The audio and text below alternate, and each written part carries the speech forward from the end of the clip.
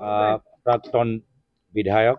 বিনন্দ শইকীয়া ডাঙৰীয়া, প্ৰাক্তন বিধায়ক ডক্টৰ মানসিং ৰংপি ডাঙৰীয়া, প্ৰাক্তন বিধায়ক সত্যব্ৰত কলিতা ডাঙৰীয়া আজি আনুষ্ঠানিকভাৱে কংগ্ৰেছ দলটোক যোগদান কৰাৰ বাবে নিজৰ প্ৰদেশ কংগ্ৰেছ সভাপতি হিচাপে আন্তৰিক ধন্যবাদ কৃতজ্ঞতা জ্ঞাপন কৰিছোঁ, লগতে শুভেচ্ছা জ্ঞাপন কৰিছোঁ। আজি দিল্লীত AICC কাৰ্যালয়ত ইন্দিৰা ভৱনত আমাৰ লগত উপস্থিত আছিল আমাৰ নিখিল ভাৰত কংগ্ৰেছ সমিতিৰ সাধাৰণ সম্পাদক মহাসচিব KC বেণুগোপালজী, লগতে অসমৰ তত্ত্বাৱধায়ক জেনেৰেল ছেক্ৰেটাৰী জিতেন্দ্ৰ সিংজী, লগতে আমাৰ দুয়োগৰাকী জ্যেষ্ঠ সাংসদ প্ৰদ্যুৎ বৰদলৈ ডাঙৰীয়া, ৰকিবুল হুছেইন ডাঙৰীয়া। আৰু আজি আমি ৰাইজক এটা দৃশ্য আমি দেখাবলৈ সক্ষম হৈছোঁ যে কেনেদৰে বৰ্তমান বিজেপি আৰু অগপ দলৰ ভিতৰত যিসকল ৰাজনীতিবিদ আছে, আজি তেওঁলোকে নিজৰ দলটোকে চিনি পোৱা নাই।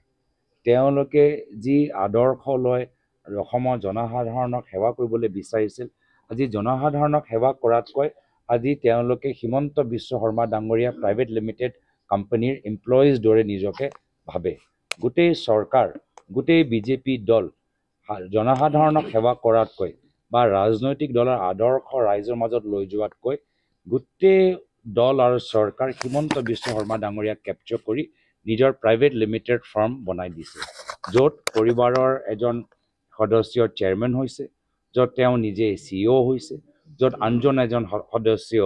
CA হৈছে। তো গোটেই কেপচাৰ কৰাৰ বাবে আজি মানুহে তেওঁলোকৰ দলৰ ভিতৰত আগৰ সেই পৰিস্থিতি পৰিৱেশ পোৱা নাই আৰু ৰাইজক সেৱা কৰিবলৈ অসমৰ ভিতৰত উন্নয়নৰ প্ৰগতি আনিবলৈ আজি তেওঁলোকে হিমন্ত বিশ্ব শৰ্মা ডাঙৰীয়াৰ প্ৰাইভেট লিমিটেড ফাৰ্ম ত্যাগ কৰি আমাৰ কংগ্ৰেছ দলটোক যোগ দিছে। আৰু তেওঁলোকৰ দৰে বিভিন্ন দলৰ লগতে কিছু অৰাজনৈতিক, কিছু নৱপ্ৰজন্ম বা জনো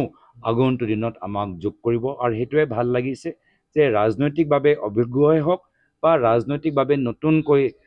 অধ্যয়ন কৰাই হওক, জ্যেষ্ঠ হওক বা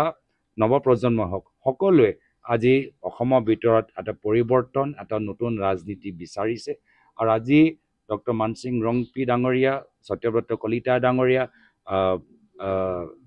বিনন্দ শইকীয়া ডাঙৰীয়া, আজি আমাৰ সুধাকন্ত ভাৰত ৰত্ন ভূপেন হাজৰিকাৰ আজি শতবাৰ্ষিকীত আমাক যোগ কৰি এটা নতুন বৰ অসম, যি অসমৰ কল্পনা ভূপেন হাজৰিকা সুধাকন্তই কৰিছিল, সেই অসমৰ সৃষ্টি কৰোঁতে আমি সকলোৱে মিলিজুলি কামখিনি কৰিম, সেই এটা সংকল্প তেওঁলোকে লৈছে, আমি মিলিজুলি লৈছোঁ। আৰু মই ভাবোঁ আগন্তুক দিনত অসমৰ ভিতৰত আমি সুধাকন্তৰ আদৰ্শ, সেই মানৱীয়তাৰ চিন্তাধাৰা, সেই অসমীয়া জাতিৰ আৱেগৰ স্বাভিমান আমাৰ অসমৰ মানুহৰ মাজত লৈ যাবলৈ সক্ষম।